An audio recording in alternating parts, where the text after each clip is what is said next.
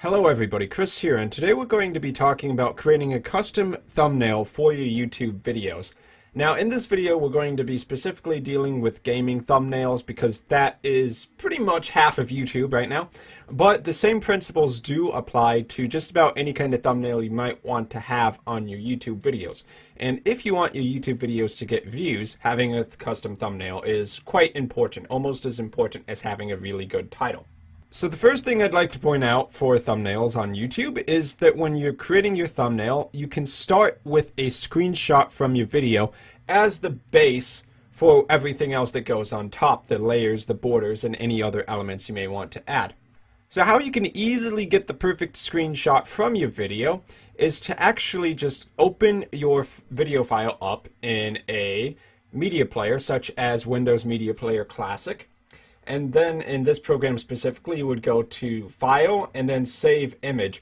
And this will take whatever frame you have currently selected in the video and save that as an image. So you can see I took this, I saved that as an image, and that actually became the background to this Terraria thumbnail. Now, of course, I added some other elements on it. You can see how it's all pixelated, and we'll get to that in just a second. So once you have your background image or pattern, patterns also work if you want to grab one from online and just sprinkle that in the background. You want to add text to your thumbnail. In most cases, having text is just another way for people to read your title, or at least the most important parts of it, and understand what your video is about to lure them into clicking on it. So when you add text to your thumbnail, you obviously want to make it really big and visible. You want to use fonts which are a good choice. In this specific instance, I'm using the Triforce font, which is a custom font I believe I found on dafont.com. That's DAFONT.com. You can use any fonts you want. Pick one that looks stylish, but is also big and clear, is the point I'm trying to get across. And you can make the actual size of the font really big. In this image, it's a 1280 by 720 pixel resolution for the overall canvas size, and these letters are at a 200 point font size, which is actually quite crazy. You would never use 200 point if you were writing like a Microsoft Word document. But here we do want it to be big because this thumbnail is going to be shrinked down dramatically when you're actually looking at it through the subscription feed on YouTube, or just people are searching for your video and they're trying to find it. The text is going to be a lot smaller than what we see here. Now in this particular image, I did not add in a border. However, adding a border is actually a pretty effective tool that a lot of YouTubers use, and sometimes I use it as well. So if we wanted to add a border really easily, what we can do is use this rectangular tool within Photoshop. Other programs may have a similar tool, and within Photoshop you would double click to get a create rectangle box and just set that to the size of the video for the sake of simplicity. So this rectangle will be the exact same size as the thumbnail itself, but we don't want to fill it, we just want it to have a border. So we make the fill nothing, and we make the border whatever color we actually want. In this case, we could use something like red. Standout color is usually going to be a little bit better. You can see that a 3-point line is not even going to come close. You're looking at more like a 30.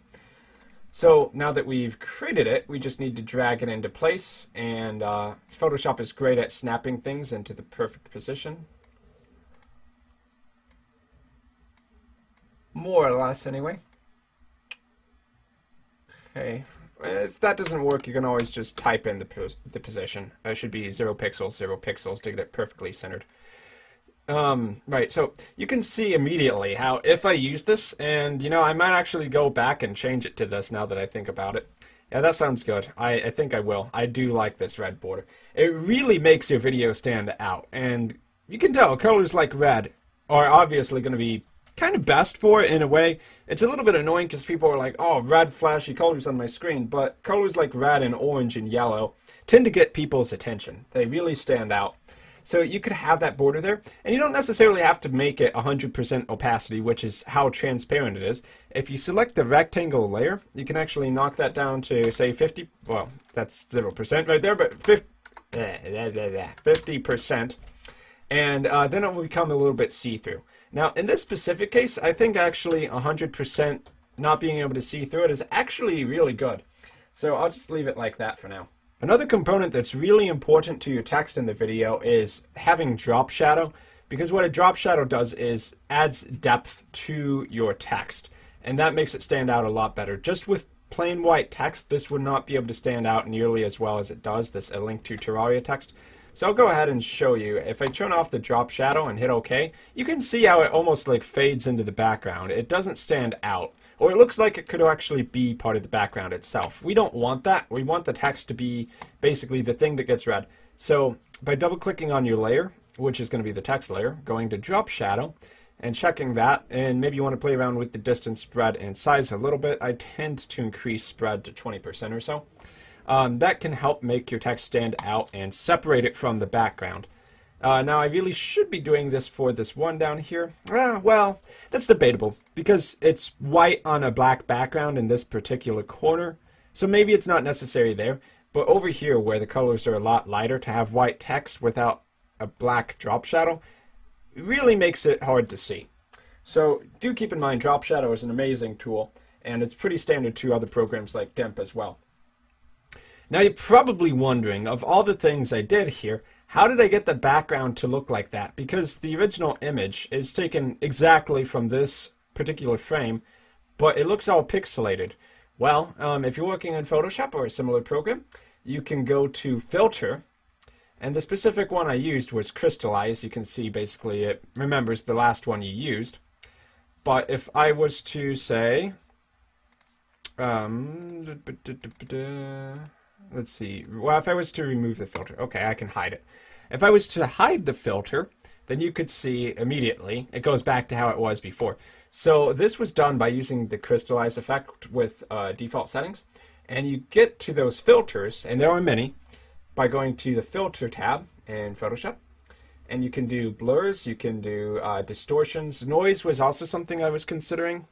I'll go ahead and demonstrate that for you. So we'll have to turn off Crystallize for this to make sense.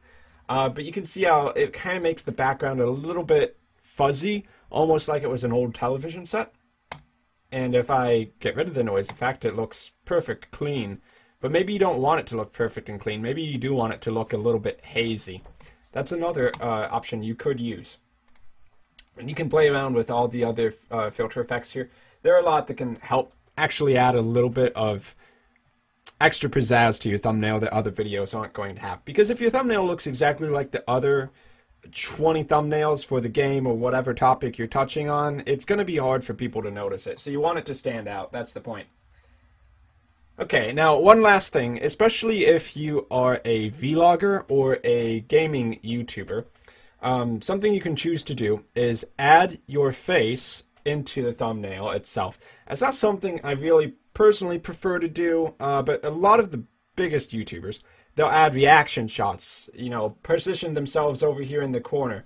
And of course they'll filter out the background from however they took the photo, usually using a green screen or something like that, so that it's only their face and their body getting added to the image, so that you could still have like all these trees and stuff in the background.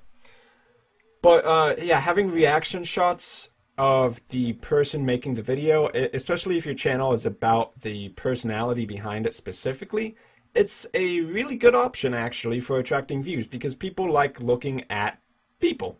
To see a person's reaction is often more interesting than just seeing a pattern or a blank screen. So if you're willing to do that and put your face on the internet in every video, that's actually something you can consider. And it's definitely worth considering because, well, the big channels, a lot of them, they do it and they're successful. So whatever the successful people are doing is usually what you want to copy, or at least improve upon. But yeah, that should give you a really good general sense of how to create a thumbnail. At least in Photoshop, the process is very similar with any other program. If you have any questions, let me know down in the comments. I've been Chris, and I will see you in the next video. Thanks for watching.